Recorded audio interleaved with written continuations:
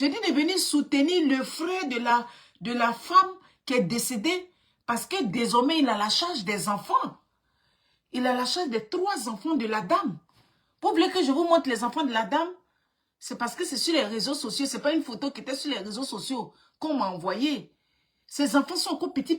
Vous savez au moins qu'il y a une petite fille de 9 ans dedans. Donc c'est pour ça qu'on demande le soutien. Donc le soutien qu'on demande, ce n'est pas pour lui qui est en prison. Lui qui est en prison, déjà, lui, comment lui va faire? Lui qui est en prison, sa femme, sa famille a l'argent à Abidjan là-bas.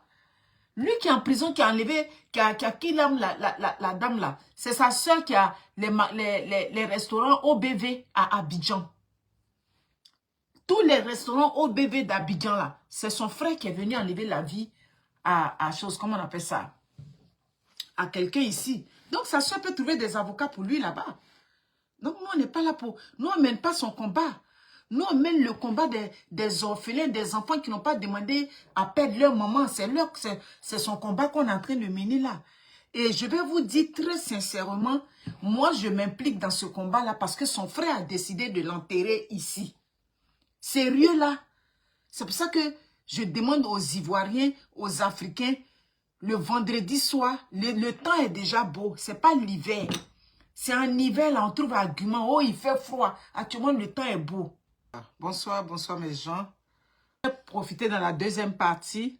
Je vais vous montrer la vidéo de la maman camerounaise aussi, qui demande l'aide du côté de la France, qui demande l'aide. Mais au travers de sa vidéo, j'ai quand même un message à passer à la communauté. Quand je parle de communauté, je parle de la communauté africaine. Donc, population de Montréal. S'il vous plaît, le vendredi 31, mobilisons-nous pour accompagner notre soeur à sa dernière demeure. Oui, quand on dit dernière demeure, ça ne veut pas forcément dire dans ton village. Ça veut dire qu'on va aller te conduire à ton lieu de repos. Donc, la sœur qui a été victime du drame ici, qui est tombée sous le truc de son mari. Bref, on ne va pas trop revenir dans les détails. Donc, ces obsèques auront lieu le vendredi. Donc, le vendredi 30 mai, ici à Montréal. Précisément, l'adresse est déjà sur mon, comment on appelle ça, est déjà sur ma page. 30 mai, qu'est-ce qui fait puis ça bug là? Je ne sais pas pourquoi j'arrive pas à élargir l'image. Ok, c'est ça. Donc, vendredi 30 mai, mes chers frères et sœurs, à Montréal. Quand on parle de Montréal, je vais vous parler de Montréal et toutes ces villes environnantes. On va parler de Montréal, Longueuil, comment on appelle ça, Saint-Constant et Saint-Eustache, comment on appelle ça, Saint-Jean-sur-Richelieu. Ce sont les villes qui sont autour de Montréal que je suis en train de citer. Joliette, un peu partout. Il faut que vous venez, ça dit, la levée du corps, c'est le samedi. Voilà. La levée du corps aura lieu le samedi de 8h30 à 11h30. Exposition du corps au salon funéraire. Voilà. Le corps sera exposé au salon funéraire sur, comment on appelle ça, sur la rue Sherbrooke. C'est au 825 rue Sherbrooke-Est. C'est pas caché, c'est en bordure de route. Je suis déjà allé à ce salon funéraire là. Donc c'est là-bas que les obsèques vont avoir lieu. Mais il y a une veillée. Voilà, il y a une veillée qui aura lieu de 19h à 23h. Si vous voulez, faites le système américain. Quand je suis partie aux États-Unis au funérail de ma belle-sœur à Washington, j'ai aimé comment nos frères aux États-Unis font. C'est pas des veillées où ils viennent et puis ils s'asseyent. C'est des veillées où ils viennent, même s'ils ne viennent pas pour longtemps, quand même, ils viennent faire un acte de présence. Ils viennent vraiment, comment on dit ça, manifester leur sympathie à la famille et pleurer. Et puis, ils retournent. Donc, même si vous n'avez pas le temps, le seul truc peut-être qui peut vous empêcher d'être à cette veillée, ce samedi-là, c'est-à-dire ce vendredi 30, oui, le vendredi 30 mai, voilà. Pour éviter, comme je sais qu'on n'aime pas lire, je vais prendre de mon temps. Je vais écrire vendredi 30 mai, veillée. Et puis, je vais vous mettre l'adresse. Et puis, je vais vous mettre comment on appelle ça? Je vais vous mettre l'adresse et puis je vais vous mettre l'heure. Maintenant, je vais vous mettre aussi samedi, 31 mai. Je vais vous mettre l'adresse et puis l'heure à laquelle. Ça peut vous donner le courage peut-être. Parce que je sais que on n'aime pas lire. Sinon, c'est sur ma page. C'est là. Voici le post qui est là. Donc, voilà. Voilà. Son frère est très actif dans la communauté. La madame, je ne la connais pas. Je ne connais même pas son frère non plus. Donc, mais c'est une sœur ivoirienne qui est décédée. C'est une famille africaine qui est dans la souffrance. Donc, c'est pour ça que je prends le temps. Venez massivement. Venons pour qu'on soit, ça dit, autour de son frère pour le soutenir dans cette dure épreuve. N'oubliez pas qu'il y a des enfants. On a au moins 3 ou 4 enfants dans cette affaire-là. Donc, venons soutenir massivement. Ça dit le frère qui a perdu sa soeur ici au Canada.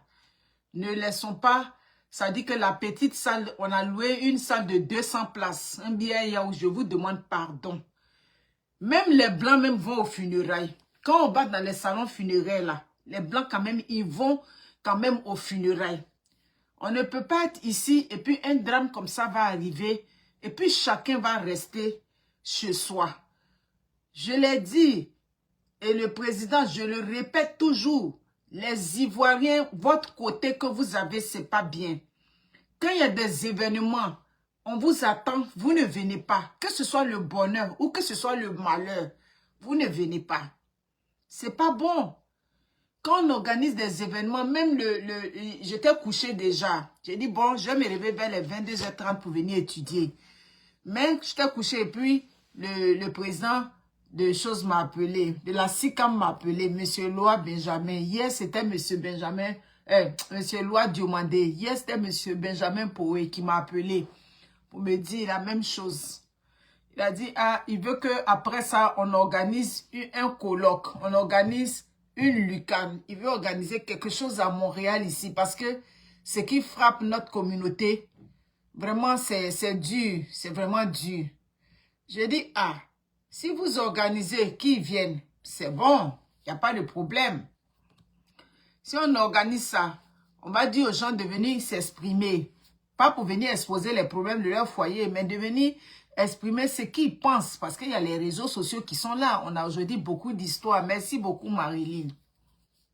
Vous êtes là, mais vous ne faites même pas allô. Vous êtes là, vous me regardez. C'est ça. Donc, tout ce que je vous demande ce soir, je suis là jusqu'au vendredi, en début de mes vidéos. Je vais attirer votre attention.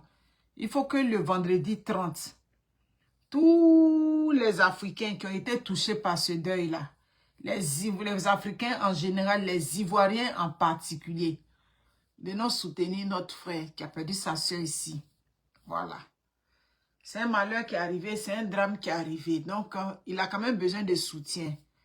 On a vraiment besoin d'être autour de lui pour ne pas qu'il se sente seul dans ce malheur-là. Donc, ne laissons pas la salle vide. C'est une salle qui a été louée pour accueillir toute la communauté. Donc, le vendredi, tous les Africains, vous êtes attendus. Que vous soyez à Laval, à Saint-Jérôme, Mirabel, Blainville, où que vous soyez. Merci beaucoup, Nicole Condolo. Comment vas-tu? Où que vous soyez, déplacez-vous, ne serait-ce qu'un petit acte de présence. Voilà. Pour venir faire savoir à notre frère que il n'est pas seul. Voilà. Il n'est pas seul dans le malheur qui frappe, qui bise. Merci beaucoup. Donc, je m'attends vraiment, on s'attend à ce que la communauté soit présente. Qu'on soit, oui, courage vraiment. C'est une situation qui est vraiment très dure. Oui, c'est une situation qui est dure. Donc, il faut que on vienne se serrer les coudes. Voilà, serrons-nous les coudes. Oui, oui, oui, oui, oui, oui, oui. Il vient d'une famille qui a l'argent. Tous les restaurants au BV d'Abidjan, si j'ai menti, elle a venir écrit quelque part que la dame du Canada, ce que tu as dit, c'est faux. C'est pas mon frère, c'est son frère. C'est là qui appartient les restaurants au BV d'Abidjan. Depuis le premier jour qu'on m'a appelé pour me donner l'information, déjà on m'avait donné le son. Donc, sa soeur va prendre des avocats pour lui. Donc, nous, on ne plaît pas sa cause. Ah non, jamais de la vie. Nous, on pleure à cause des enfants. Nous, on pleure le monsieur qui a envoyé sa soeur au Canada. Et puis, elle a dit, bon, c'est mon copain. Quand on était en Afrique, tout et tout. Et puis, il est devenu infirmier là-bas. Je vais l'aider à pouvoir venir ici. On t'a envoyé ici. C'est pour venir mettre l'enfant d'autrui sous terre. Voyez-vous? C'est ça. Comme je vous dis, moi, je m'implique dans ce combat-là parce que le frère, il a eu une idée louable, une idée majestueuse d'enterrer la femme ici.